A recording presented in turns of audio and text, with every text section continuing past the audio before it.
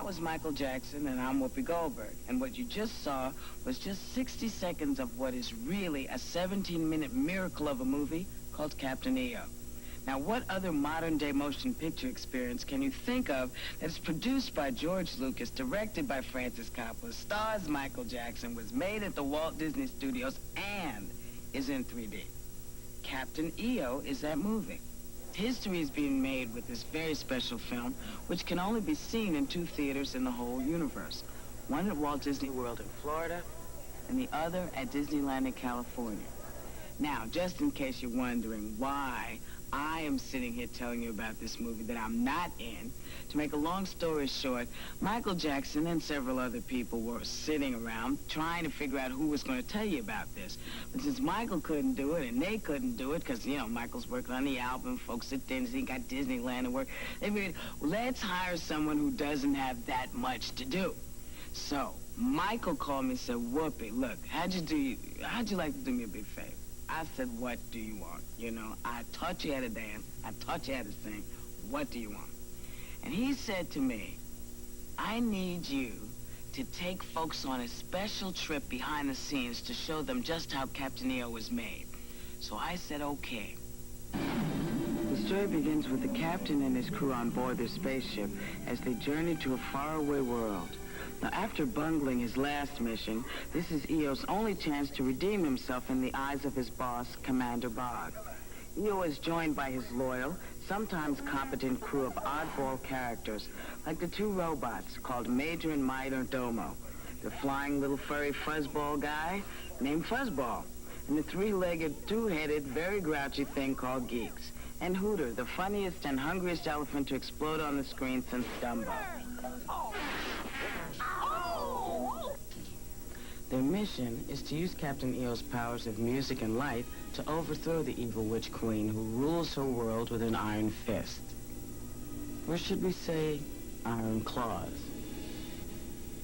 Now, who thinks up these adventures in the first place? Well, meet the Imagineers, the guys at Disney who must have the best jobs in the world. They're actually paid to just sit around and come up with outrageous ideas. For Captain EO, they first had to create an adversary for Michael Jackson's character. It just seemed that kind of a nightmare industrial world would be a good kind of environment for Michael to play against, because they're so completely at opposites to each other. So I started thinking about the way a world might look if industrialism and fascism and a lot of other unpleasant things had all somehow melded together into sort of an out-of-control, kind of a gray, awful society. The next challenge was designing characters so vulnerable, so childlike, so playful, that inserting them into this obviously threatening environment would create instant visual tension. Disney chairman Michael Eisner began assembling his creative team, starting with Michael Jackson. You know, Michael Jackson is a Disney aficionado, knows more about Walt Disney than anybody that ever existed, certainly knows more than I do. And we called up and we said, Michael, would you like to do something with the parks? He said, definitely, but only if you can get George Lucas to protect me. George Lucas is everybody's ideal producer. He's legendary for getting involved in every detail. In Captain EO, he was involved with everything from the creation of the characters to the planning of Captain EO's fight sequences. Immediately sort of goes to the Queen, and she sent the Niche Warriors out, and then he transformed the Niche Warriors, and then the Queen, and then turns around and transforms all the troops. Who could be more qualified to take Michael Jackson into outer space than the creator of Star Wars, with its special effects, eccentric robots, and strange alien creatures? So then we had Michael Jackson and George Lucas, and they both said, well, we need a director that is without equal. And we went right to Francis Coppola. While most people associate Francis Coppola with such dramatic epics as Apocalypse Now and The Godfather, Francis also loves music and has directed several musicals like Finian's Rainbow, One from the Heart, and The Cotton Club. Well, Francis may love music, but no one ever said he could sing. Old EO had some light. EO, EO, EO. With the light, he brought some color. EO, EO, EO. Of course, singing and dancing is what Michael Jackson is all about. The whole world has been watching and listening to Michael for most of his life. as he's grown before our eyes from child star to superstar.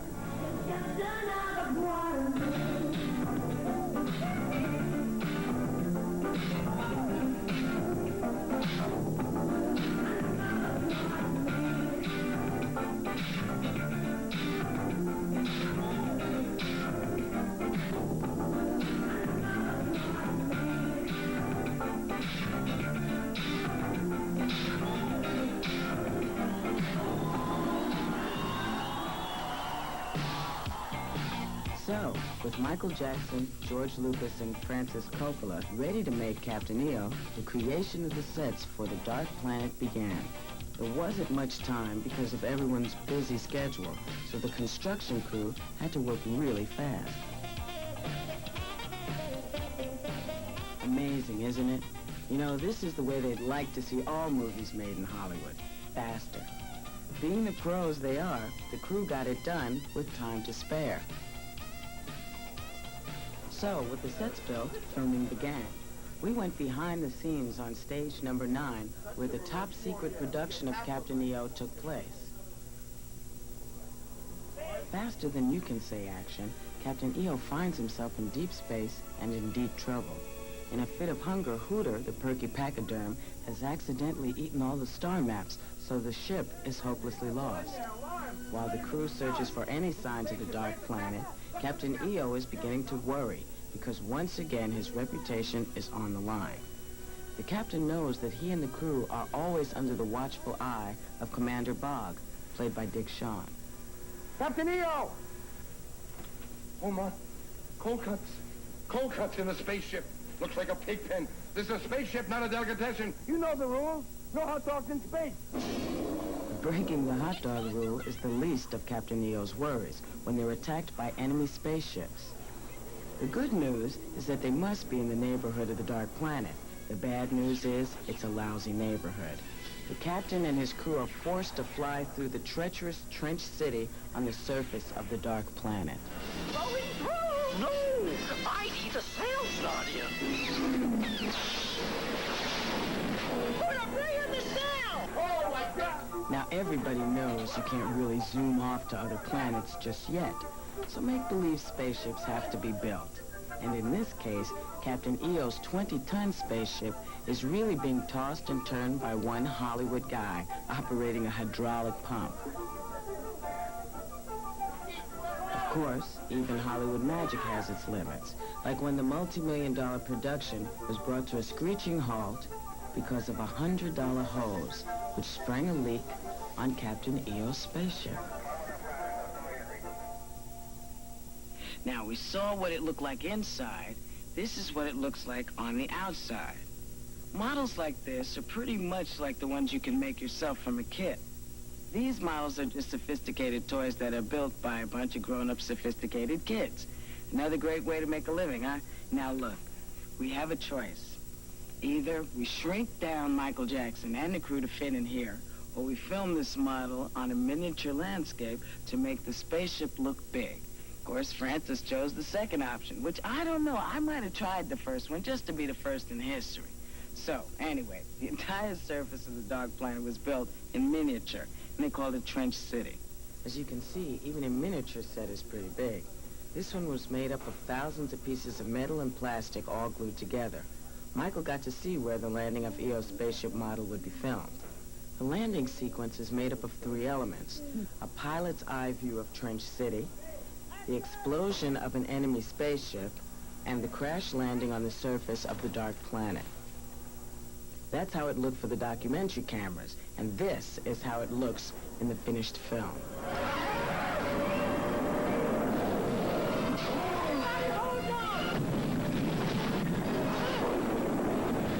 By sheer luck, Captain EO manages to crash land almost on target near the Dark Planet's homing beacon. But Commander Bogg continues to be skeptical of our heroes' ability to complete their mission. Captain EO! Captain EO, where are you? Commander Bogg, yes! And we've reached the homing beacon, sir. Well, so far so good, Captain EO. Though I must admit, I am a bit surprised after the mess you made of your last mission. But now that you've found the beacon, take the map, find the Supreme Leader, and give her the gift.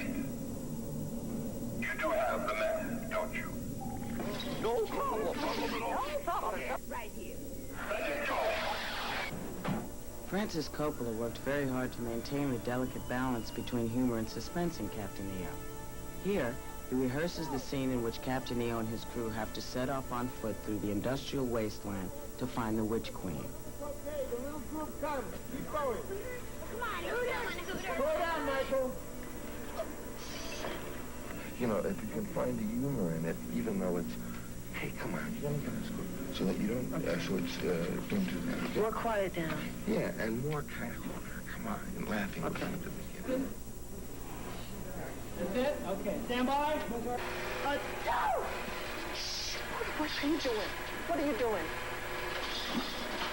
Hooter, be quiet. Hooter, quiet down. I'm getting her a disguise. A disguise for what? I need a disguise. I feel it. Hooter, listen, put it back and let's go.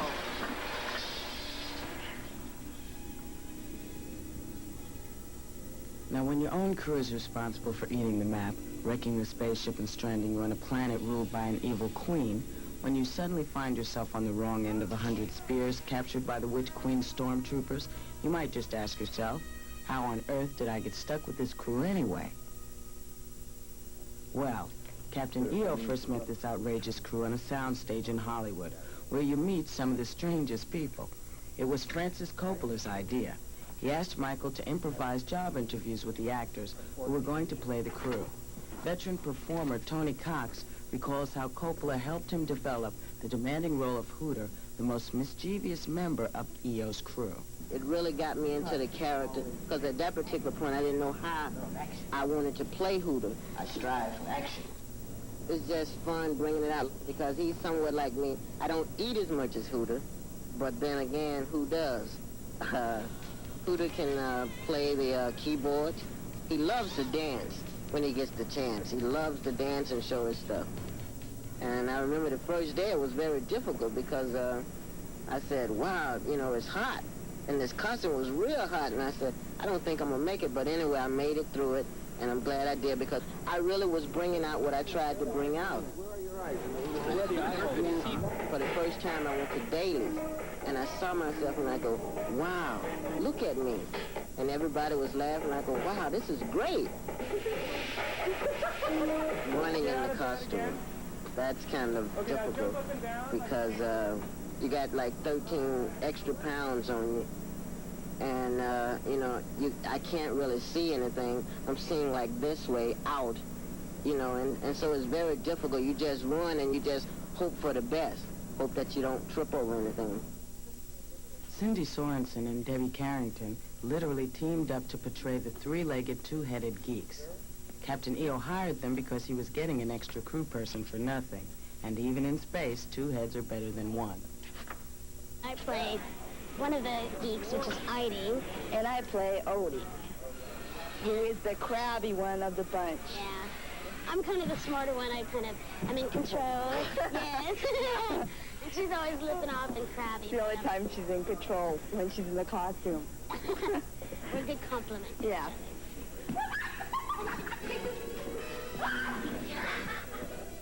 There's supposed to be one body, and being in that thing up to 3 or 4 hours, you start going a little nuts, and you're like in the attic. Not really claustrophobic, but just a little insane. I feel like a male geek. I feel like a male Odie. Yeah. I don't know why. I don't either. Maybe it's the faces, honey. We wouldn't look that ugly. The next crewman to apply for a job with Captain EO was Major Domo, a reliable robot in the tradition of C-3PO and the Tin Woodsman. Garrett Depew brought the mechanical man to life. They actually had me move around like a robot, which I did, and found that once I got the costume on, that none of those moves could be done inside this costume. This costume is only one way to move, and fortunately it looks like a robot when I move. I can, you know, move the arms, move the jaw when I talk, and when I open the jaw, the mustache drops down and it gives a little bit of character to it. And there's a man off camera operating my eyebrow with a radio-controlled unit. And that's how it happened that the captain chose his crew.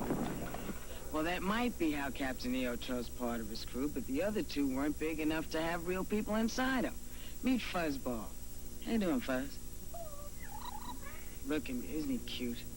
Now, this little guy is EO's secret weapon. He's the captain's eyes, ears, and even his wings. But Fuzz has a secret too, don't you? Yes, I love this guy. He's created by a very talented man named Tom Hester, who works with a man called Rick Baker. Now, Rick is an Academy Award nominee, just like me. What? Excuse me. I'm sorry. Did I know? I made a mistake. Pardon me.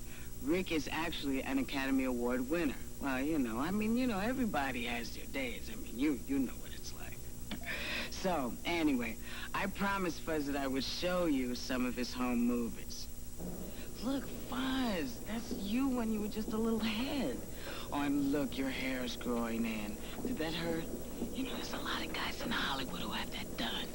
And look, your first dance lesson. Arthur Murray has nothing on you, honey. Oh, and there's Rick Baker. Looks like he's giving you your pre-flight checkup. And here's some of your other buddies. Oh, from American Werewolf in London. Did you see that, Fuzz? I loved it. And Greystoke. And look, honey, that could have been you. Hello. This is the last member of the crew. Major Domo's little brother, Minor Domo. Boy, I hate to say this. I don't want you to take this wrong, but you do remind me of a vacuum cleaner I knew once, but I'm sorry. Forgive me.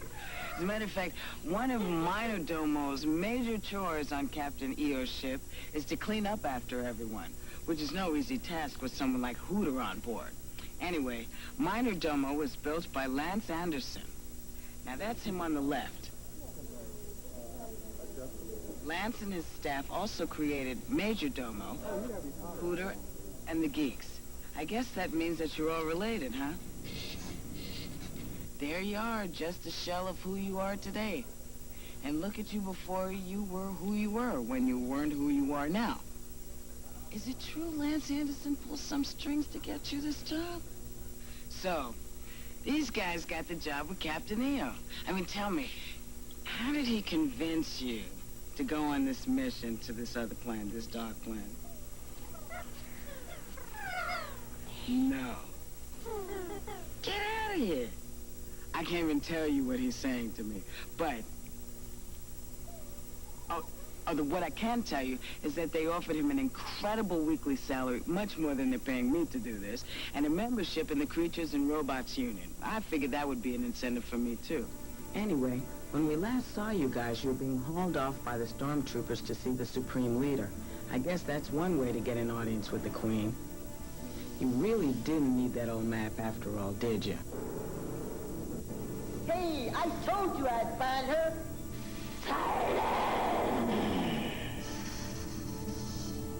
Infidel. Infidel? You infect my world with your presence. Destroy it! In case you don't recognize her, the Witch Queen is played by another Academy Award winner, Angelica Houston.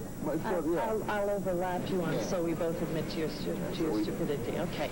You want to go again? Come here on that. Oh, if she said, why have you come, then don't I say to bring a gift then? Yeah, all right, you're right. Tom and Barry Berman created the extensive makeup required to turn Angelica Houston into the Witch Queen. It took 3 hours every morning to apply the makeup.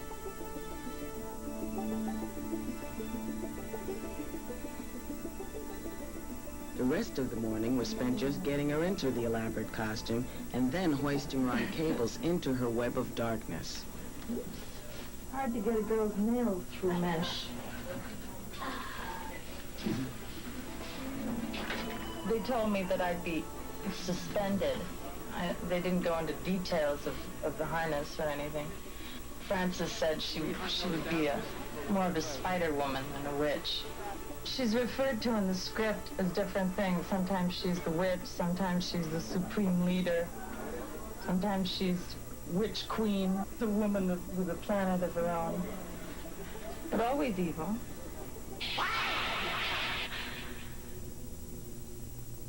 To bring a gift, Your Highness, to someone as beautiful as you,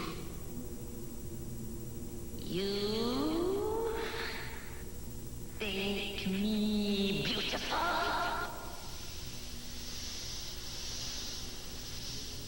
Very beautiful within, Your Highness, but without a key to unlock it. And that is my gift to you. So, let me see this gift. Not only see, Your Highness, but hear. Now the magic begins. Amazingly, this motley crew really has some talent.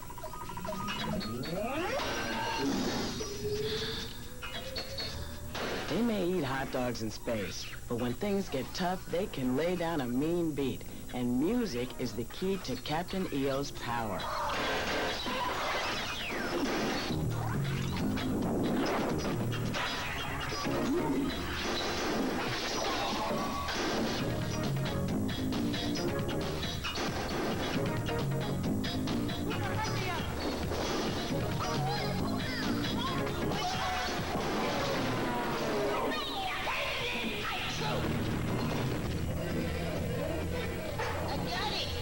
I got it! Hurry up and fix it, Hooter!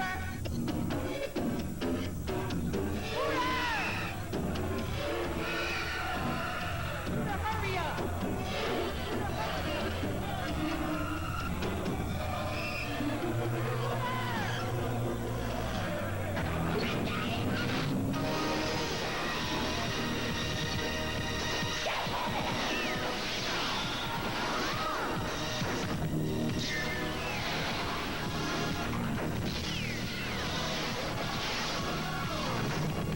Now, that's a unique way of getting out of a jam. And that transformation of the warriors into EO's allies required some inventiveness, too. They turn off the camera, and the dancers in black are now replaced by dancers in orange. Then the scene is shot again.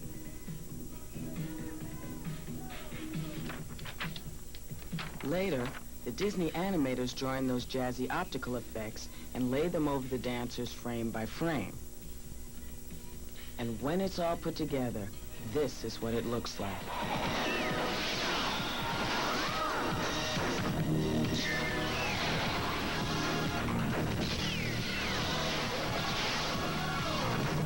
Captain EO, boy, this guy is really something. I mean, he is about power, but the right kind of power. I mean, he can... Well, you saw what he did. I mean, of course, in the studio, through the magic of special effects, you can be anybody you want. I mean, well, yeah. You know, special effects people have very warped sense of humor. This is not exactly what I had in mind, but I don't know. Dolly's look is... I don't know, what do you think? Is it me? I don't know. Come on, guys, let's try something different, a little more subtle, okay? Well, this is a little bit better. I mean, no one ever accused Tina Turner of being subtle. I mean, but gee, this wind ever blows through his hair. I mean, come on, fellas, surprise me, okay? Turn me into someone I can really get into. Come on, guys. You think Rambo is more subtle than Tina Turner? Okay, look, I think we've had enough fun making Whoopi, okay? Let's make Whoopi normal again, okay? Special effects aside, dancers can't just randomly snap. They have to be choreographed. And the choreographers were Michael Jackson and Jeffrey Hornaday. They worked closely with Lucas and Coppola in creating a dance sequence with tremendous power. Hornaday's career has included a broad range of work, from the solo dance routines of Flashdance to the unified group choreography featured in A Chorus Line.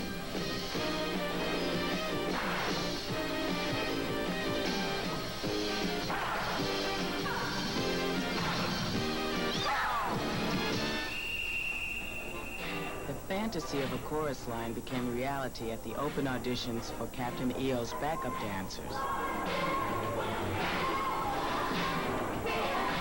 Now, the chance to work with Jeffrey Hornaday and Michael Jackson drew over 400 hopefuls.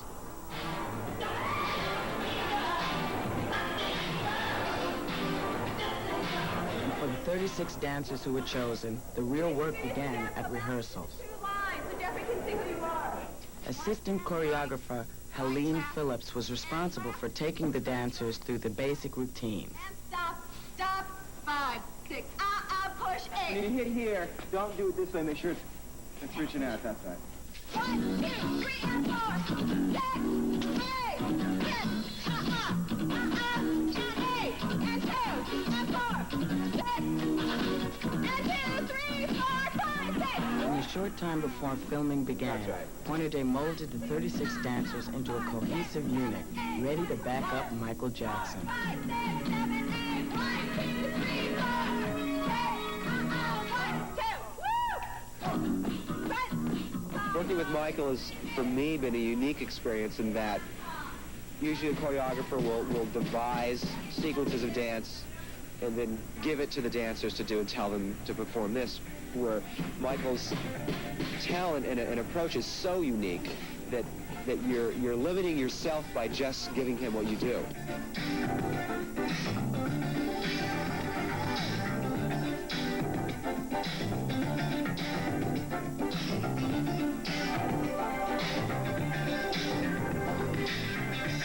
Once Pointer Day got the feeling for what Michael wanted to do, he began working with different groups of dancers who were to perform key sequences.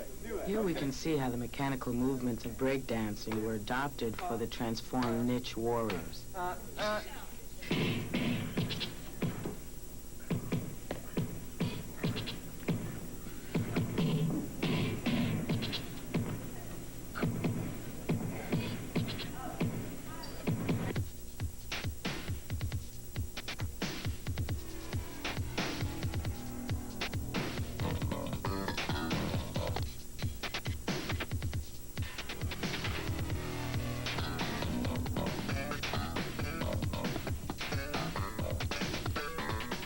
In another studio, Tony Award-winning set and costume designer John Napier is doing his best to create costumes that reflect the evil nature of the Dark Planet, but which also allow for the flexibility of movement necessary for the complex dance routines.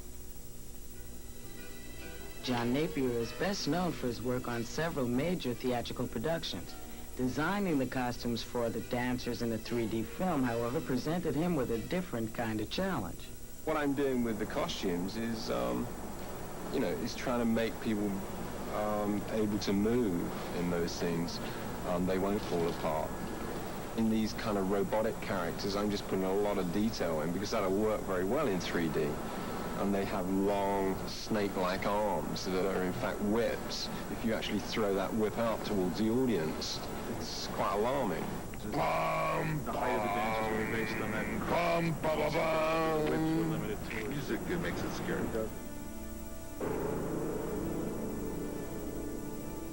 Makeup for the 36 dancers was all that remained to be done before Coppola filmed the climactic dance sequence, the heart of the EO movie. Weeks of planning and rehearsal would culminate in this important dance number featuring Michael Jackson and all the dancers. Now, only a few minutes remain before the dancers are called onto the set. There you go.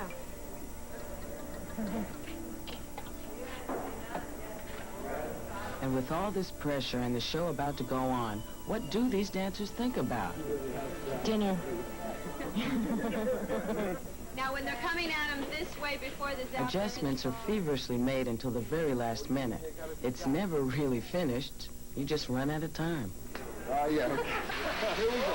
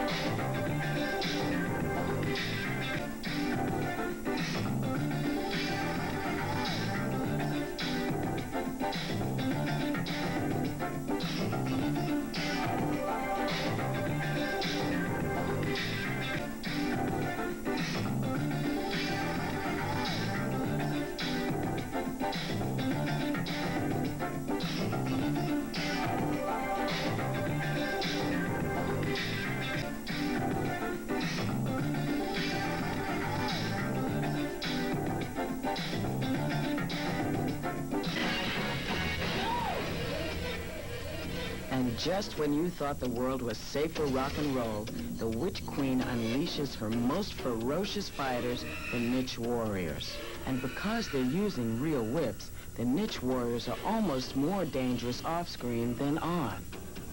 Boom, away the other guy, over Michael's head. For the fight between Captain EO and the Niche Warriors, Michael will have to make a series of quick movements with the whip cracking only inches from his face. So more than simple choreography is needed. Even a small mistake could have very serious consequences. Throwing fast, he almost got killed by the gate. Sure. Great. Michael ensured... In this instance, choreography becomes more like precision stunt coordination, with the safety of Michael and the dancers having priority. Who knows why a whip cracks? Because it goes so fast, it breaks the sound barrier. Is that true? But in spite of all the precautions, Michael had a very close call.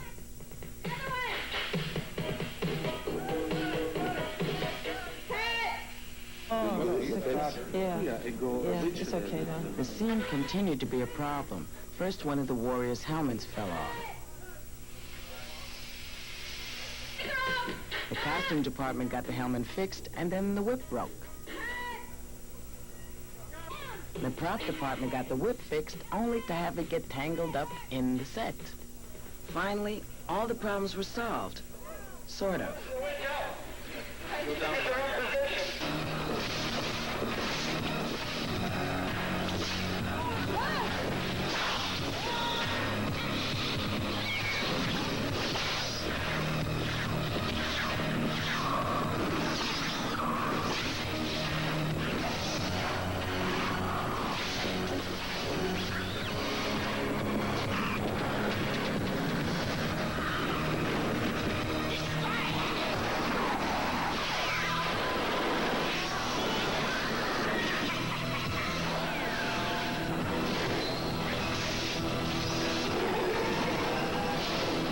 It might appear that Captain EO has run out of tricks. But you know Francis and George wouldn't leave him hanging like this. Trust me, I won't tell you how, but EO does get out of it.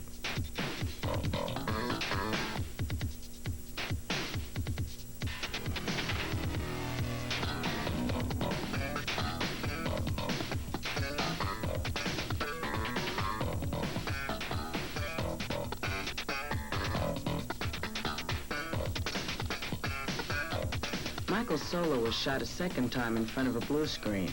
This blue screen will allow different backgrounds to be placed behind Michael. And we decided to let him dance in a few places even he's never been before.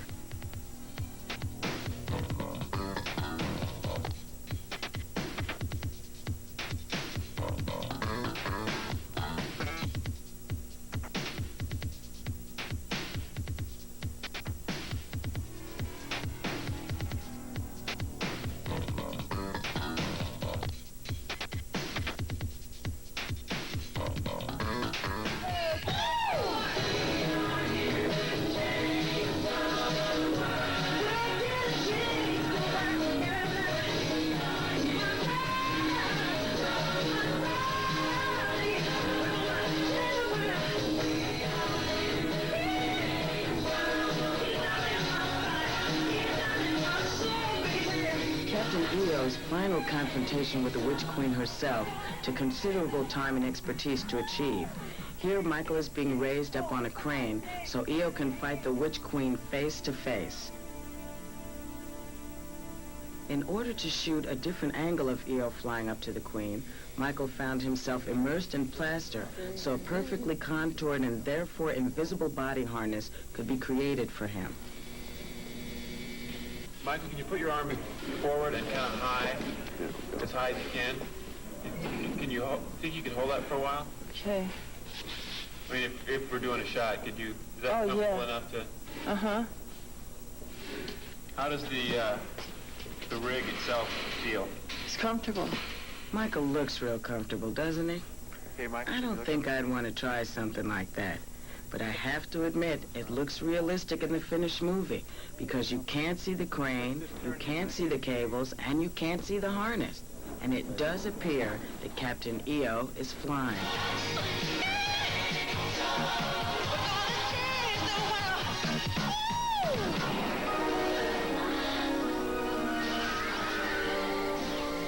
So, Captain EO really did change the world, miraculously turning the dark planet into a place filled with beauty and light.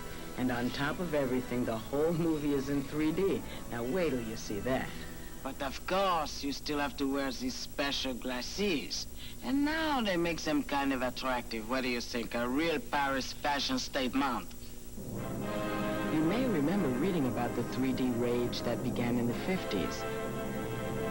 Everybody was talking about it. You may have even seen some 3D films. But never, until now, have you ever experienced anything like Captain EO.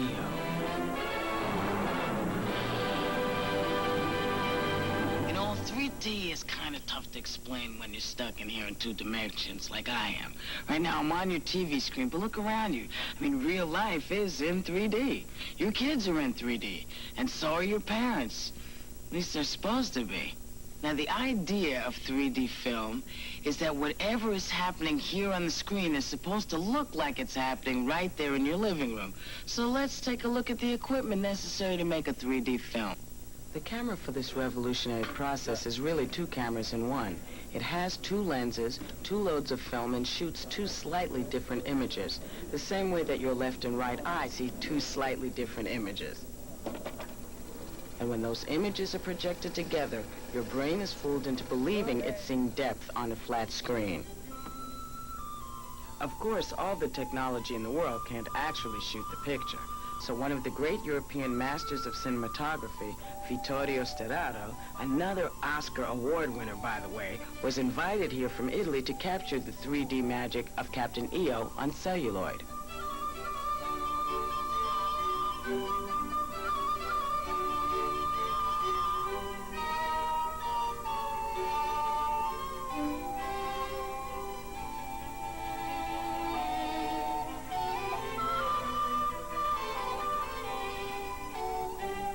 There is no doubt that the great elements of 3D is the fact that really you can move in perspective, in the 3rd dimension.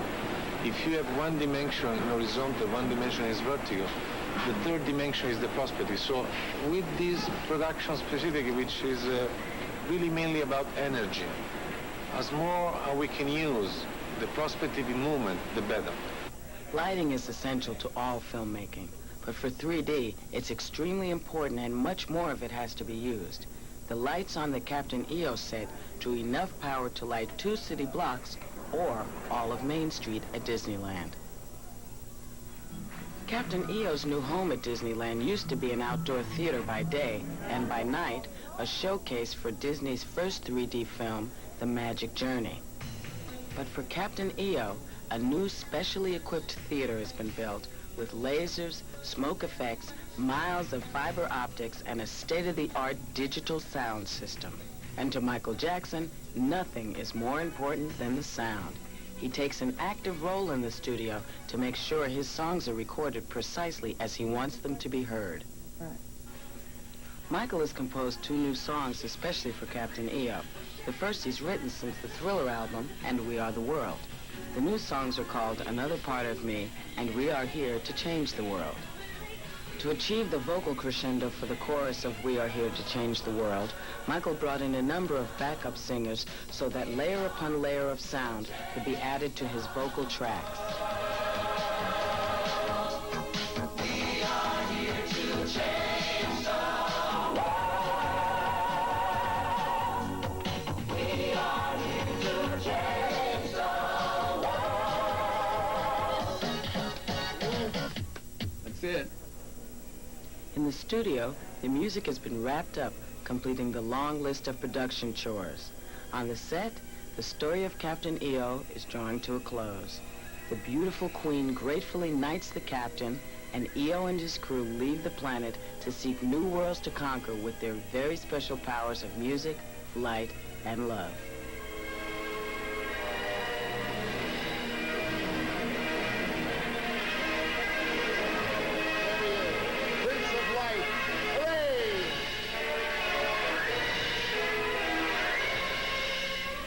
Salute him, Major. You can't miss. Well, Captain EO and his crew turned out to be heroes after all, and they are once again respected galactic adventurers. By the way, rumor has it Commander Bog is now selling hot dogs somewhere in the far regions of outer space. Captain EO's next stop was back on Earth, where a big party was planned for the premiere of his long-awaited film. So here I am at Disneyland. There's hundreds of stars and celebrities. They all turned out to see the premiere of Captain EO. I saw Donald and Mickey Mouse came up. I'd say, isn't Mick looking great? 50 years, you look fabulous, Don. Who does your face? Mick, look at all the people who turned out for the premiere. All the Disney characters are here mingling with the stars, like Gene Simmons from the rock group Kiss. And the press is out in force, too. Gene Anthony, Ray of Fame, mega producer David Wolper, and O.J. Simpson. What a day. Disney knows how to throw a party. Oh, Mick, look. Here comes part of EO's crew. Wow. And of course, you know, Michael Eisner, chairman of the Disney company, was there. And Jeffrey Katzenberg, chairman of Disney Studios, was there, too. And George Lucas, Francis Coppola, and Angelica Houston had the honor of cutting the ribbon and formally opening the theater. So, I don't know, Mick. I mean, everybody's going in. What do you say? You want to give it a shot there? I'll give you your 3D glasses. God, you are looking really good at 50. I tell you, you know, I've always wanted to talk to you about your tail. Excuse us. Here, watch out for that pole. You know what happens when you get too big. I mean, there's some tales from the dark side. I mean, I don't know. Is it real? These crowds are sure real. But everyone did get into the theater to enjoy the thrilling 3D adventure of Captain EO.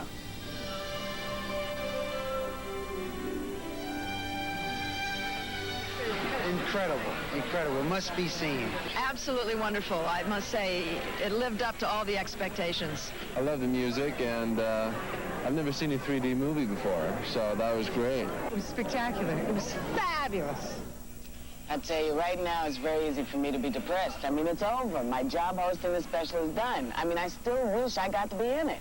I mean, I am an Academy Award nominee. I didn't win, but I was nominated. But, you know, I have to admit that I made some good friends on Captain EO, especially, you know, some real nice contacts.